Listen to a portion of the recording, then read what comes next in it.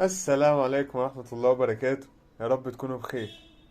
من بين كل لاعبي العالم في لعيبة أثبتوا جدارتهم وورونا قد إيه هم موهوبين، وإن صعب يجي زيهم تاني، وأحدثوا طفرة في تاريخ كرة القدم، وكانوا شخصيات مؤثرة أثروا فينا قبل أي حد، وقدروا يجمعونا على حبهم.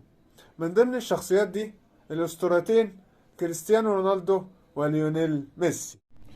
الصفة المشتركة بين كريستيانو وميسي إنهم قدروا يحافظوا على مستواهم والأداء العالي بتاعهم لسنين وسنين.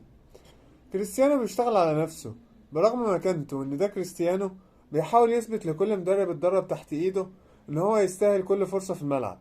بيقول للمدرب أنا موجود، أنت لازم تتمسك بيا، لأن ببساطة أنا كرة القدم.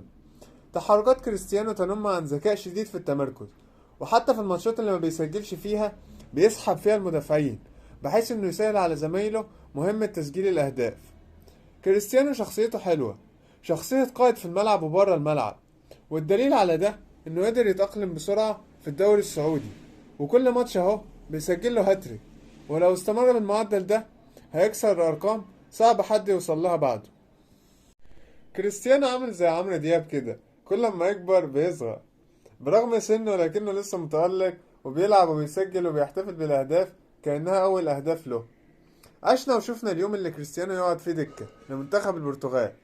أنا بعتب على المدرب، إزاي يبقى معاك هداف زي كريستيانو ممكن يحسم لك أي ماتش، ومن أنصاف الفرص بيسجل، ده غير دماغه ورأسياته اللي عايزة تتلف في حرير، وتقوم قعدهولي دكة.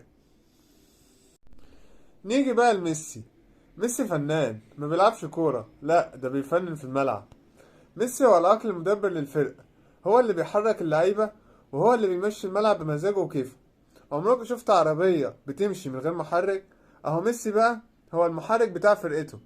ميسي بيمتعك في الملعب، عارف ازاي بكام حركة بسيطة يسعد الجمهور معاه ويخليه متكيف ومبسوط.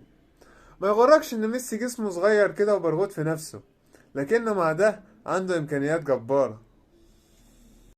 في شلة كده في باريس سان جيرمان، الشلة دي مكونة من ميسي ونيمار ومبابي وأشرف حكيمي.